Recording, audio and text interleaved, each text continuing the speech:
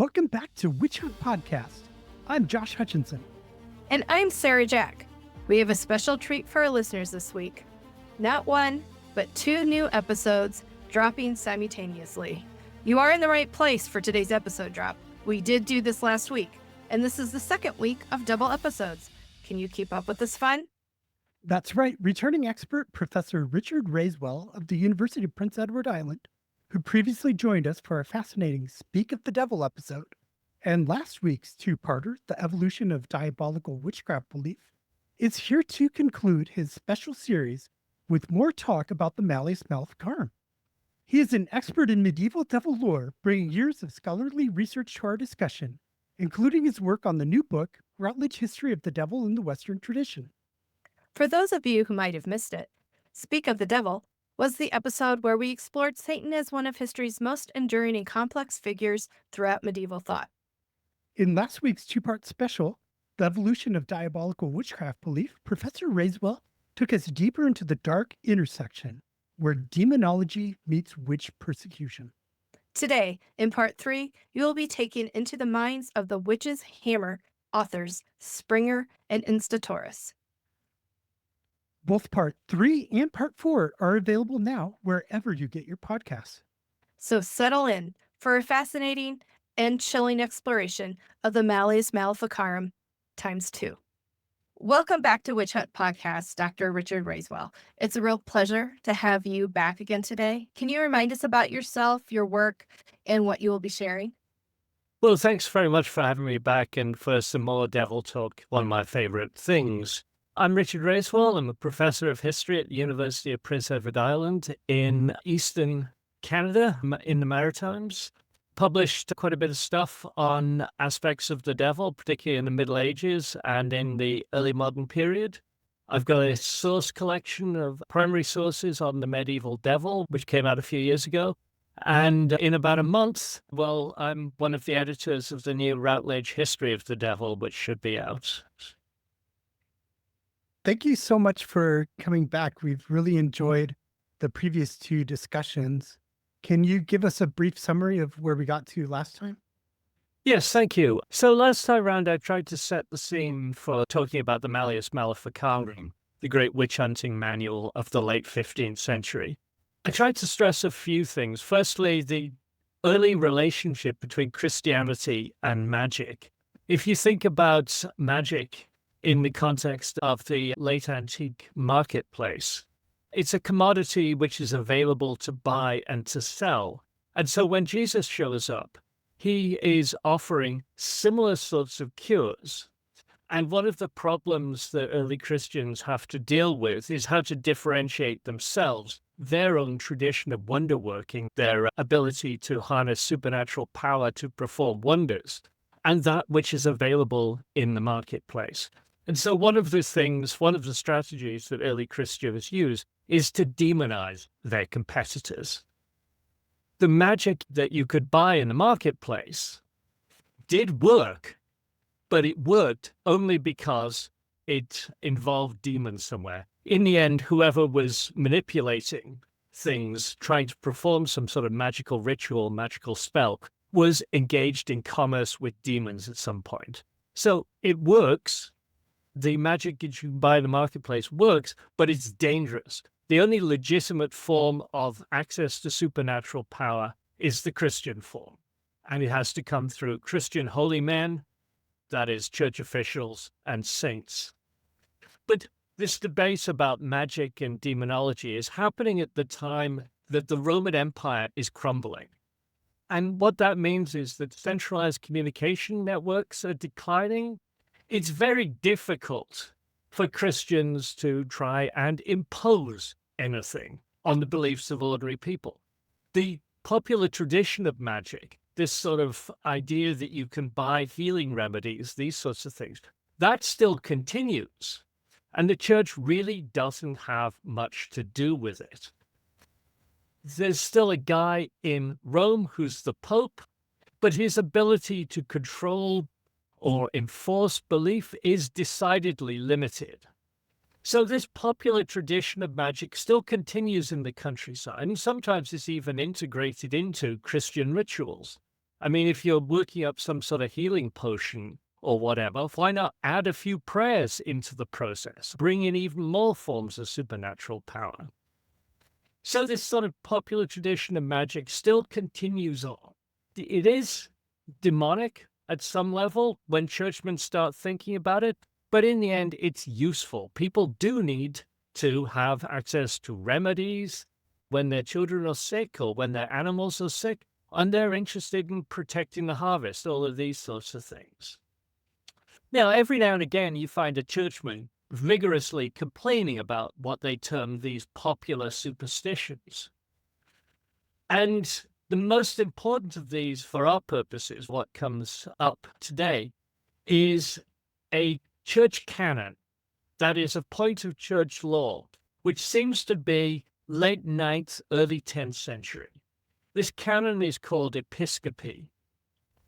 And this says that there are some women who believe that on certain nights they're summoned by the Roman goddess Diana, and then they fly through the air on the backs of beasts. And the canon, though, doesn't say that these women should be condemned because they're somehow in league with the devil or with demons.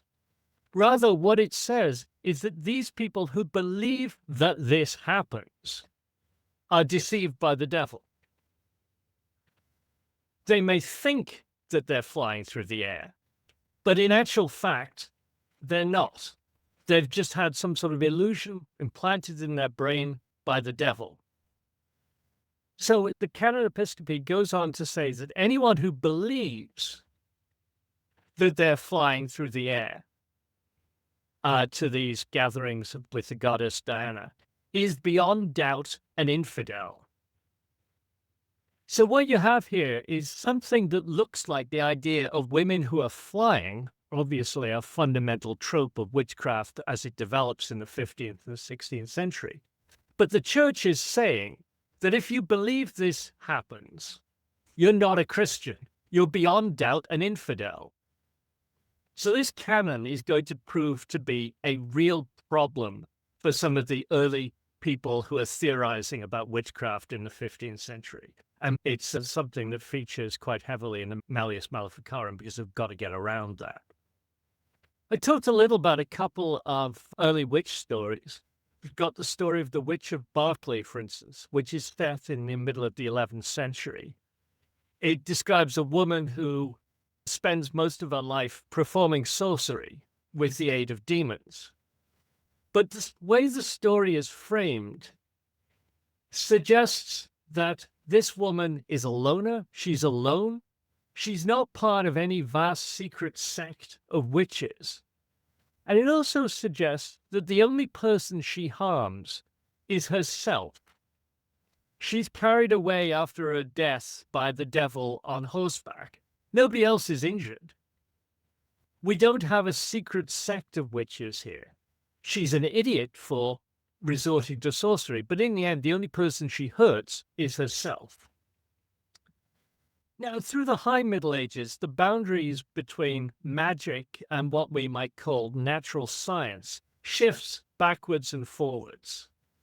The church has no problem with people who take natural things and mix them together to create new things, which have new powers, unexpected powers. You just don't actually know why this is happening. I mean, scientists still have that sort of problem today. We do some sort of experiment, mix some things together, and some sort of reaction happens. Don't really properly understand it. We'll get to that later. But isn't this interesting now? The church has no problem with that sort of stuff in the 12th, 13th century. The only problem that the church has is when demons are specifically involved. So if you're some sort of natural scientist trying to create some healing potion and you explicitly summon demons to make this potion really effective, yeah, that's not on.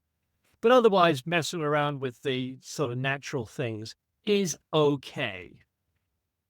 But as I argued, things begin to shift at the start of the 15th century. We've got reports from a judge named Peter around the city of Bern in modern Switzerland. Now, he is not a churchman. He's a secular judge. Now, unfortunately, we don't have records from the trials over which he presided. What we've got are second-hand reports from this theologian named Johannes Nieder.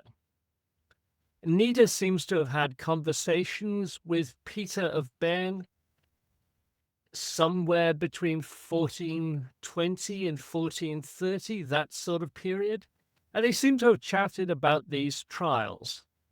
And what Peter suggests that he's seen, or at least from what we could tell in Nieder's reports of his conversations with Peter, is that he's begun to find something which resembles the classic demonic witch who features so prominently in the early modern witch trials.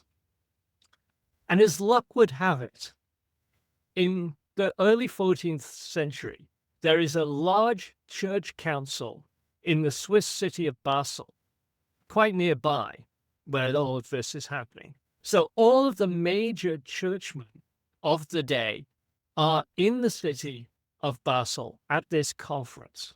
Now, this conference is to do with church politics. It's not particularly interesting for our purposes. But what historians think is happening is that if they had coffee breaks, obviously they don't have coffee, but during the breaks, many of these churchmen are getting together to talk about the kind of things that Peter has found, the kind of things that Nieder is thinking about as well. And we're beginning to get the beginnings of what historians have called the cumulative or elaborated conception of witchcraft. This is the conception of witchcraft that underlies the witch hunts in Europe between the 1450s and, say, 1650s, something like that. And it's very, very different to the witchcraft described in the Witch of Berkeley story. At its heart, the elaborated conception of witchcraft hinges upon the idea that you've got a witch who is a willing partner with the devil. This witch is part of a vast, secret, anti-Christian conspiracy led by the devil.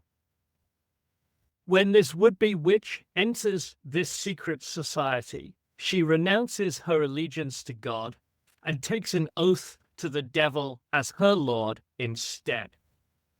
And often this relationship is consummated through intercourse between the witch and the devil. And at certain times of the year, these witches travel through the air to a great meeting. This great meeting is originally called a synagogue, but over time, this shifts and it becomes called the Witches' Sabbath. And this is a massive assembly of witches presided over by demons, sometimes even by the devil himself. And at the Sabbath, the witches engage in all sorts of debauchery and anti-Christian ritual. They all confess all of their evil deeds for the last year. They make ointments and powders, swap recipes for nasty, noxious substances to kill people, to harm animals, that sort of thing. And the climax of the Sabbath comes with a great, atrocious feast, which features, amongst the other delicacies, the boiled or roasted flesh of infant children. Thank you so much. I want to say to our listeners that I hope they've caught your most recent episode, because the tale of the Witch of Berkeley is so enjoyable to listen to, even though it's not a great tale, but that was such a great part of last episode. So it was fun to hear about her again a little bit just now. How does the Malleus Maleficarum fit in? Well, as I said, we're on the cusp of this cumulative conception of witchcraft from the 1430s to the 1440s. And this seems to be disseminated through some of these men who are at the Council of Basel. But the thing is, we're still at the age of manuscripts, that is, handwritten texts. You could go out and buy a copy of Nieder's book if you wanted, and you could pay to get it copied out by hand. But this process is going to be slow. And what's more, books are produced on parchment, so that's animal skin. So that means they're always going to be expensive as well. So there are never going to be very many copies of Nida's Formicarius floating around. In fact, nowadays, there are only about 26 or 27 copies of Nida's book which have survived. How many were actually made at the time? I don't know. Your guess is as good as mine. Twice that? 3 times that? But the point is, not a lot of those, not a lot of copies of Nida. But this changes with the great technological revolution of the middle of the 15th century. And that's the coming of printing. And with printing, it's possible to make hundreds of copies of a single book relatively quickly. And what's more, printers start using paper as an alternative to parchment, which is cheaper. So books become comparatively cheaper, comparatively in a lot greater quantities as well. The other thing to remember is that anybody who's educated at this time reads Latin. So a book printed in Latin could be read anywhere by educated people across the continent. So what printing means is that ideas circulate much more widely, much more quickly. And many copies of a book can be produced quite fast and sold cheaply. And this is enormously important for the Malleus Maleficarum. It's printed in either late 1486 or 1487. There were other earlier texts about witches that circulated in manuscript, but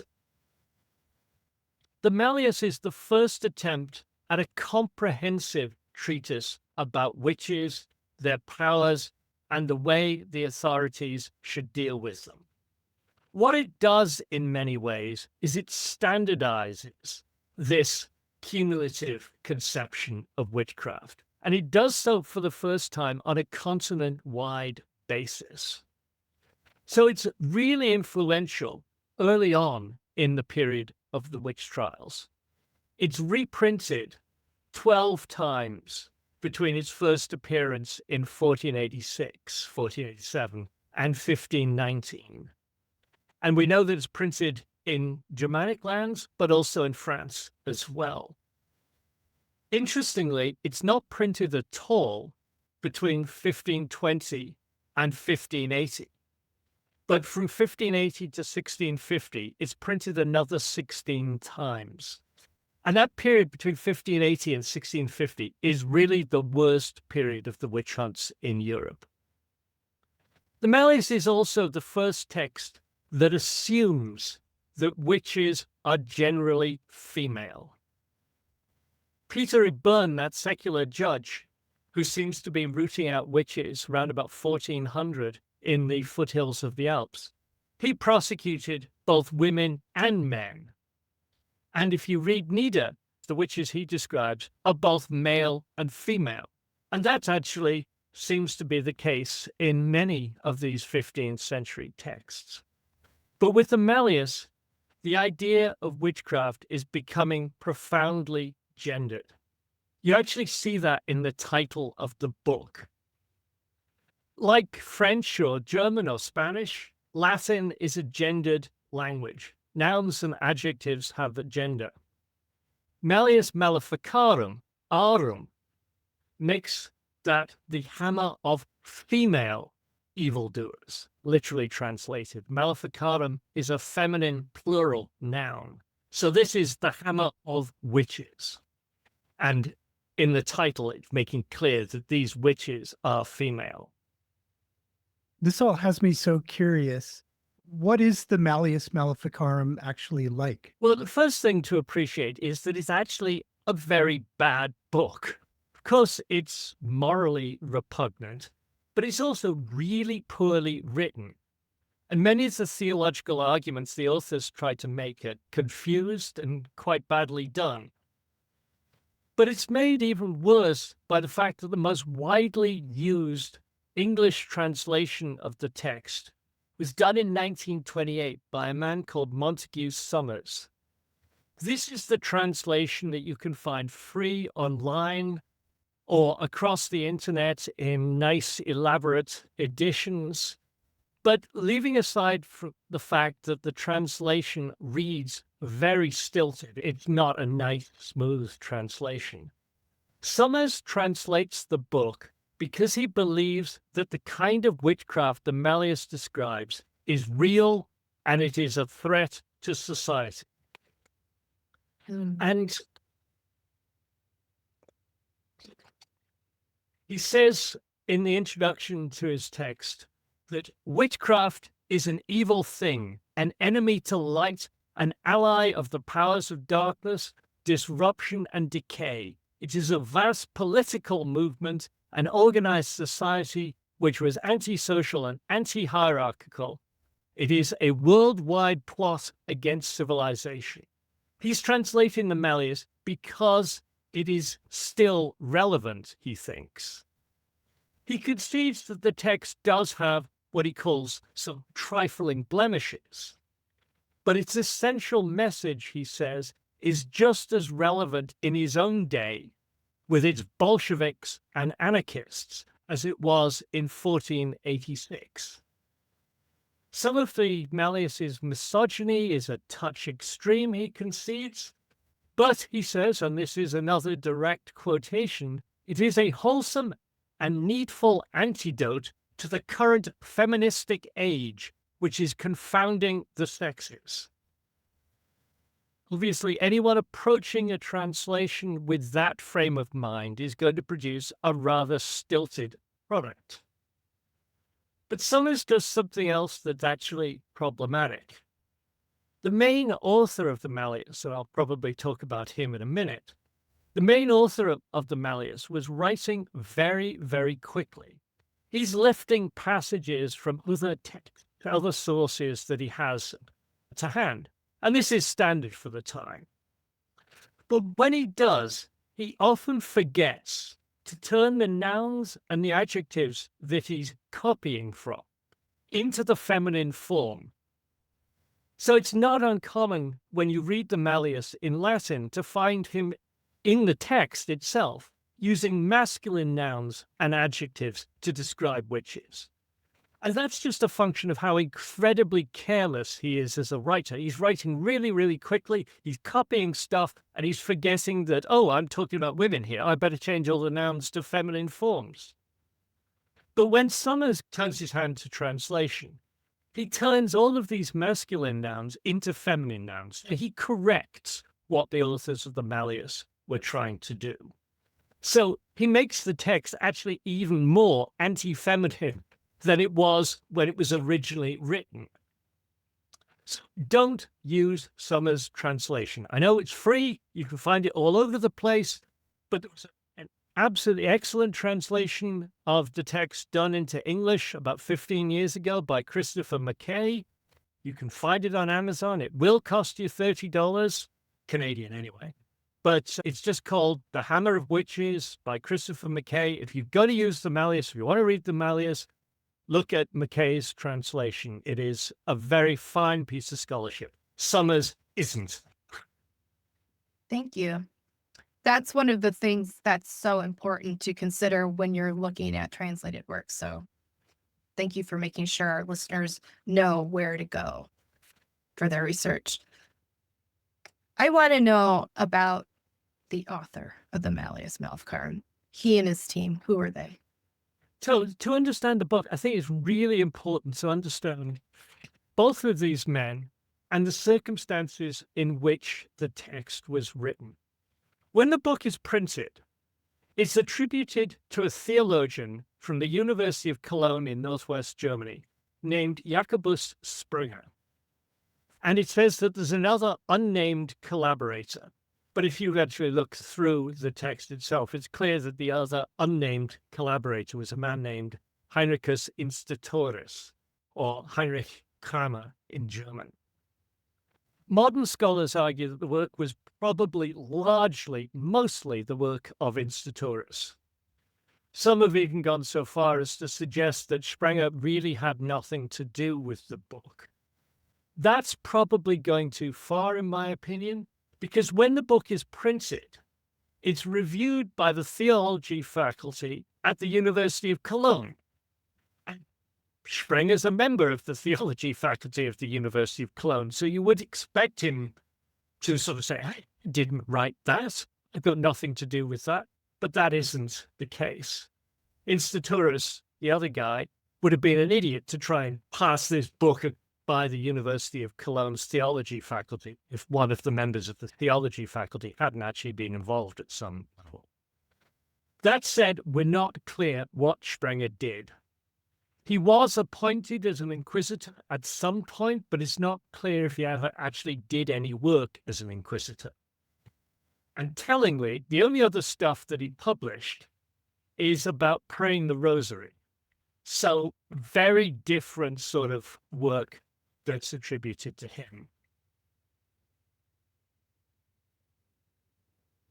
And what do we know about Institoris? Institoris is a very different man. So he's born around about 1430, lives until 1505.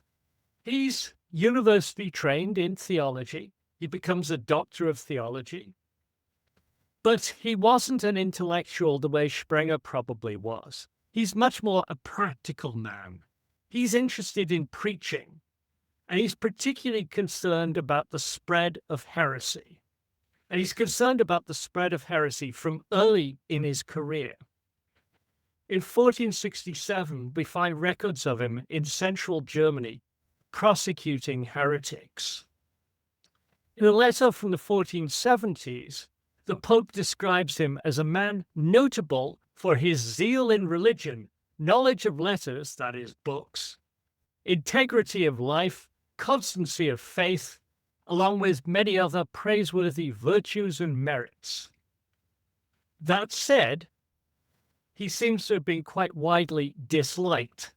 In fact, he faced punishment a couple of times himself. In 1474, he slandered the Holy Roman Emperor.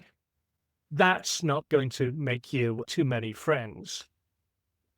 But in 1482, he's also accused of embezzling money collected to fund a crusade against the Ottoman Turks. But in 1474, he's formally appointed as an inquisitor. He's responsible for the southern regions of what's modern-day Germany, plus parts of modern Switzerland and western Austria. If you remember from last time, this is that sweep of territory between Innsbruck and Lyon, north of the Alps, where witchcraft accusations seem to begin. Institoris is the inquisitor working in the eastern half of that then. And it's in that capacity that he came to the city of Ravensburg in the summer of 1484. Ravensburg is in the southwest of modern Germany. It's about 20 kilometers from Lake Constance, or the Bodensee in Germany. A couple of months earlier, before he came to Ravensburg, there'd been a severe freak hailstorm that had hit the city. The hailstorm had destroyed most of the crops in people's fields and ruined the city's vineyards. And this was just the latest round of bad luck to hit the city.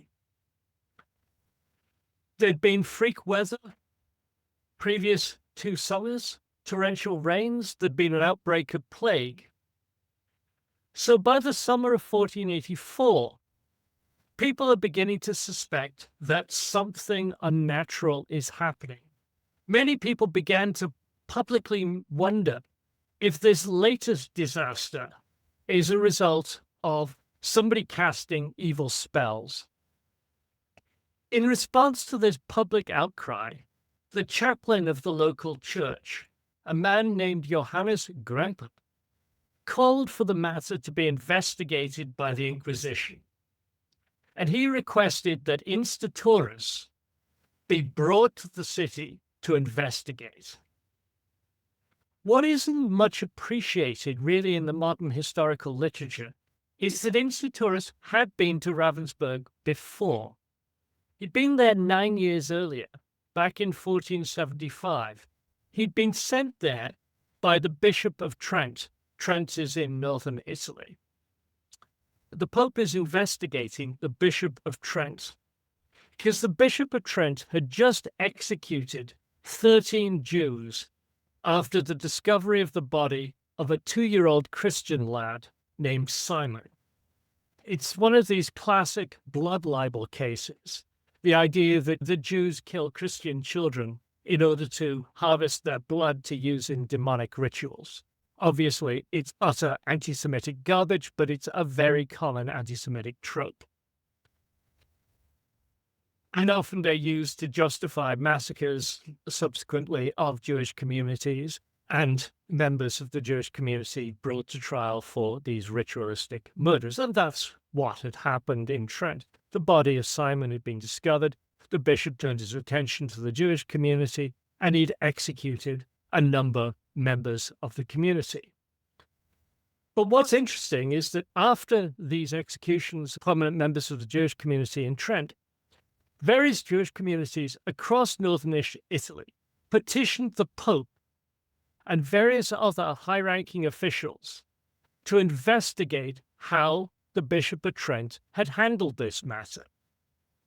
They argued, likely quite rightly, that the bishop had targeted the Jewish community in Trent in order just to get his hands on their money, to seize their assets. To defend himself against this accusation and to show what he had done was perfectly legal, and in response to a real accusation, the Bishop of Trent had Institoris travel to Ravensburg because back in 1428, there'd been a very similar case in Ravensburg. A young Christian boy, had been found dead, hanging by the neck from a tree. Popular attention focuses on the Jewish community, and the chronicles of the time record that all of the Jews of the city were condemned. Many of them were burned alive, and afterwards the town council seized all of their assets. So when Institoris goes to Ravensburg in 1475, he's sent there to find out how the officials in Ravensburg had handled the matter back in 1428 to help the Bishop of Trent make an argument that what he was doing was absolutely fine. So Institoris is in town in 1475, and he takes sworn depositions from members of the town council and from other people who had vague recollections of what had happened 50 years ago. And he argues that absolutely it was perfectly legal. But the point is, in 1484, when Institoris is called into Ravensburg, he's a known commodity. He'd been there just 9 years earlier. So Grandpa is calling in somebody he knows. And he's coming in after this very bad, damaging weather and other unlucky and unfortunate things are hurting the community. Exactly. And what happens when he goes back? So he comes into Ravensburg in late summer 1484.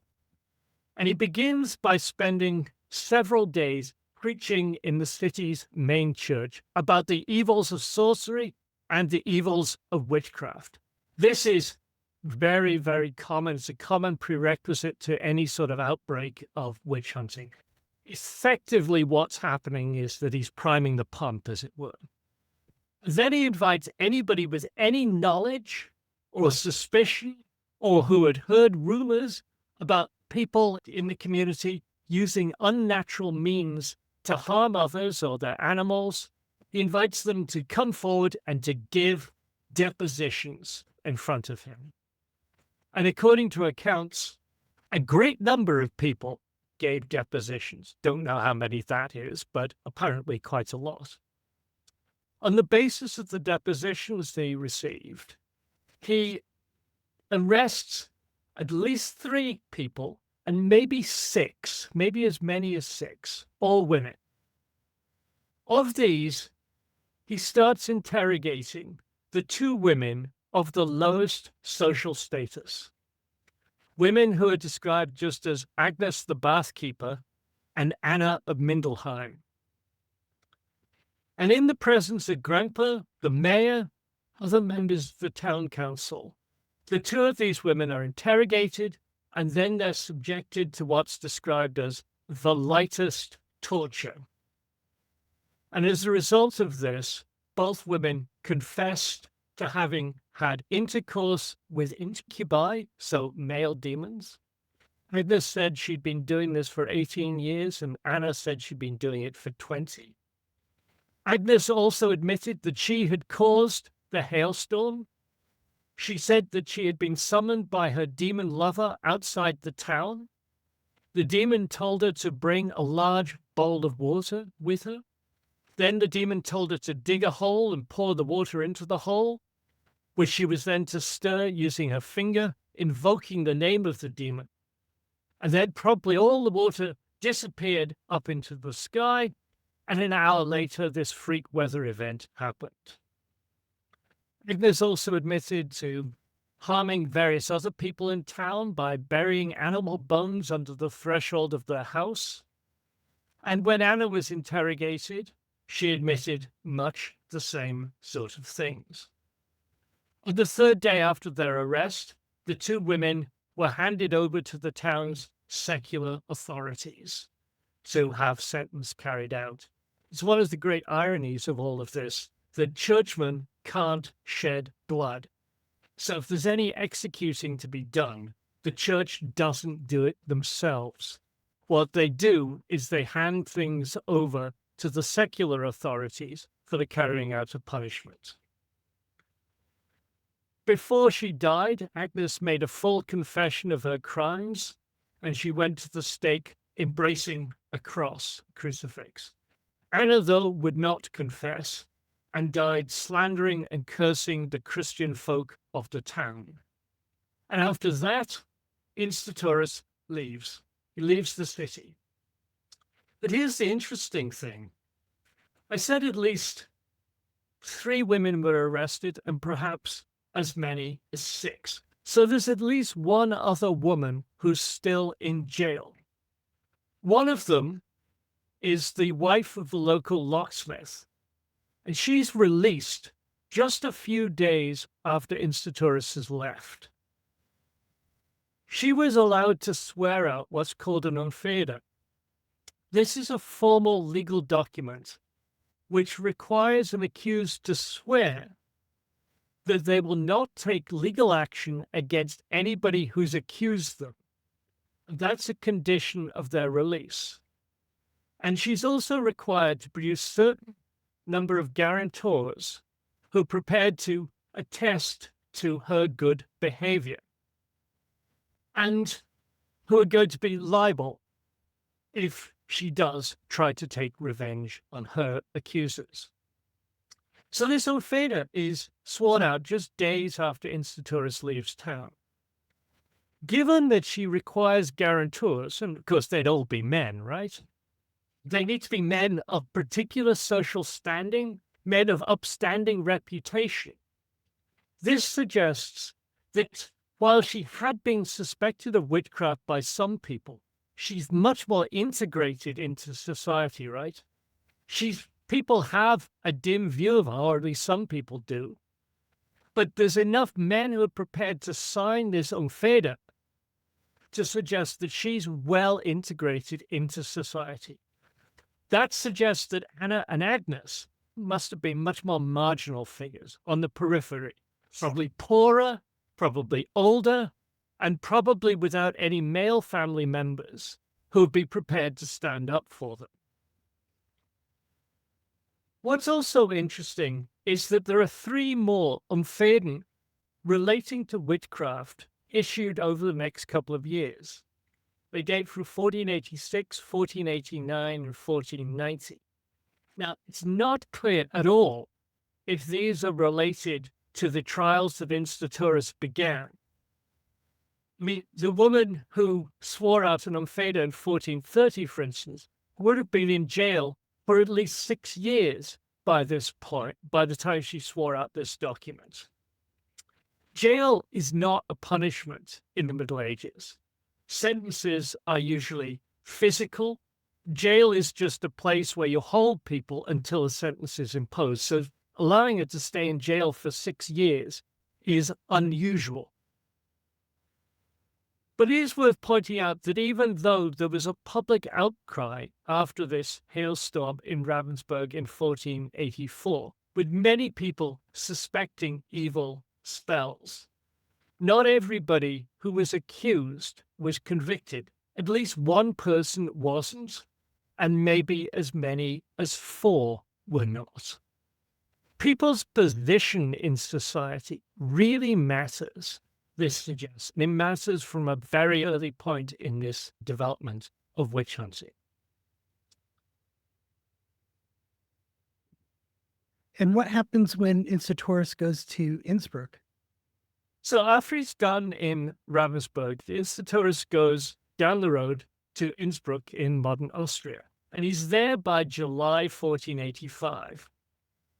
We don't really know why he ends up there. It's not clear. There doesn't seem to have been a big freak hailstorm or anything like that got him invited. But what we do know is that as soon as he arrived in the city, he preaches against witchcraft.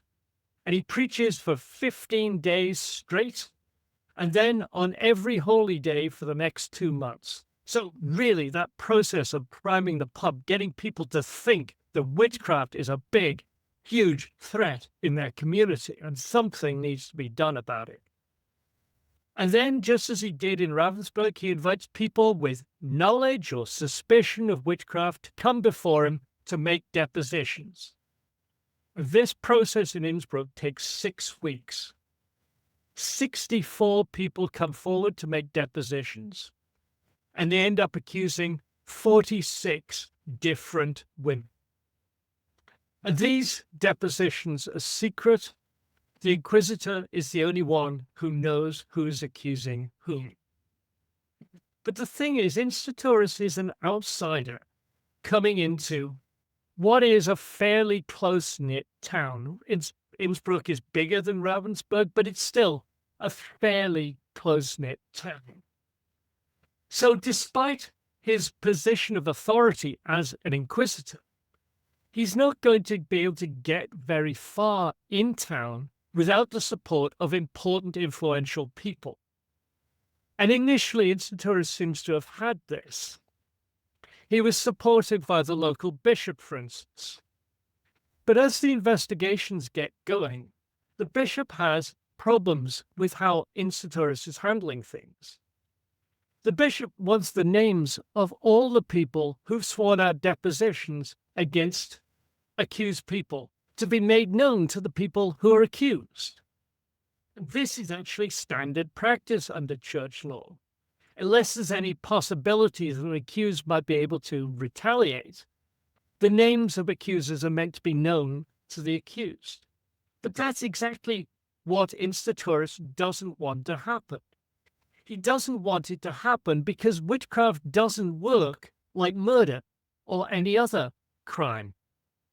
Witchcraft is a secret crime that implies that the witch has made some sort of pact with the devil to get access to powers.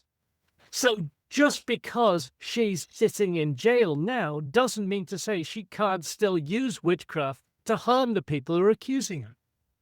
With a murderer, the murdering obviously stops as soon as you stick the murderer in jail. So the murderer can know the names of the people who are accusing him. That's not a problem. But witchcraft is different. So Institoris refuses to allow the names of the accusers to be made known. So you've got a tension here about legal process between 2 churchmen, between Institoris, an outsider, an inquisitor, but also the local bishop of Innsbruck. And they understand what's happening in different terms. Institoris sees what he's doing as a crime involving a secret satanic conspiracy. The bishop doesn't seem to think that magical retaliation is much of a problem. From all those accusations he's got, Institoris decides to go ahead with the 6 strongest cases. And these involve the testimony of about 20 witnesses. This is something that Institoris later goes on to talk about in the Malleus. Go ahead with the easiest prosecutions first, get them out of the way, and maybe you get some confessions and you'll implicate some other people involved. Deal with the easy cases first and then move on to the harder cases afterwards. But The bishop is getting very worried about what Institoris is doing. So from what we can tell, the bishop hires the best lawyer around to defend the accused. And the lawyer does what lawyers do.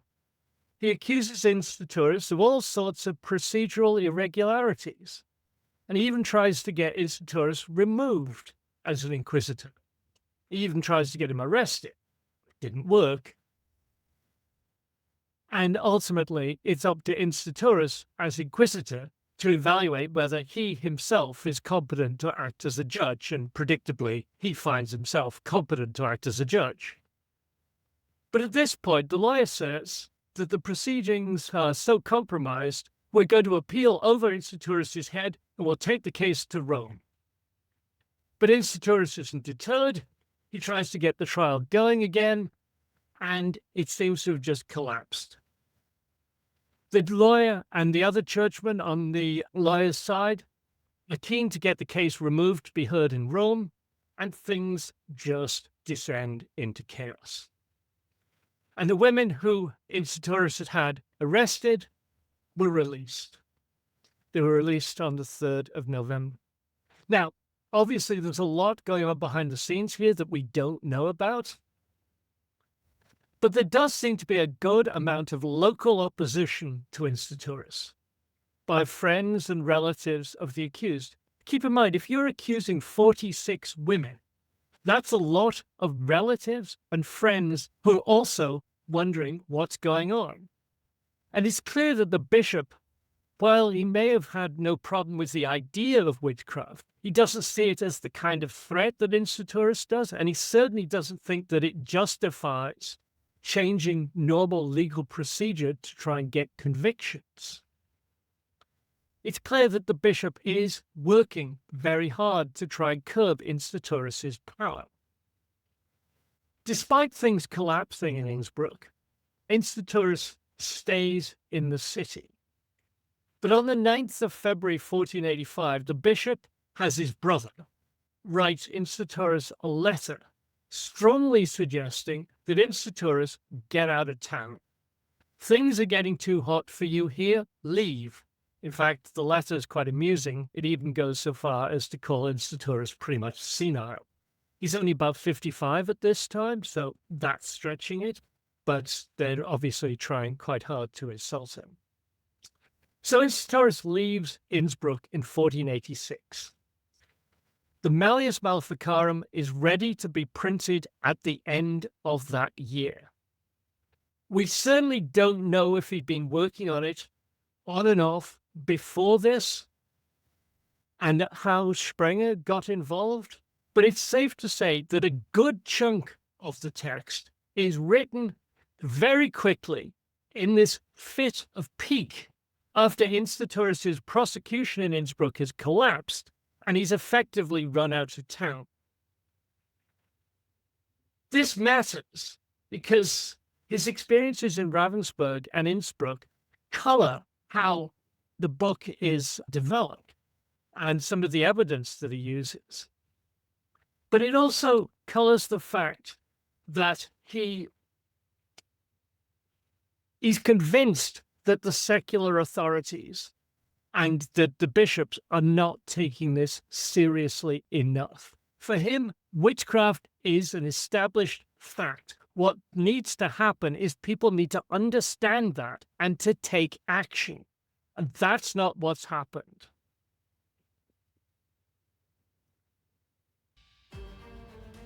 Thank you for joining us on this special double feature week of Witch Hunt Podcast. You just heard part 3, but part 4 of the special conversation with Dr. Raiswell is available right now. The full series is available right now wherever you get your podcasts. Let's go rejoin Professor Raiswell on part 4. Have a great today and a beautiful tomorrow.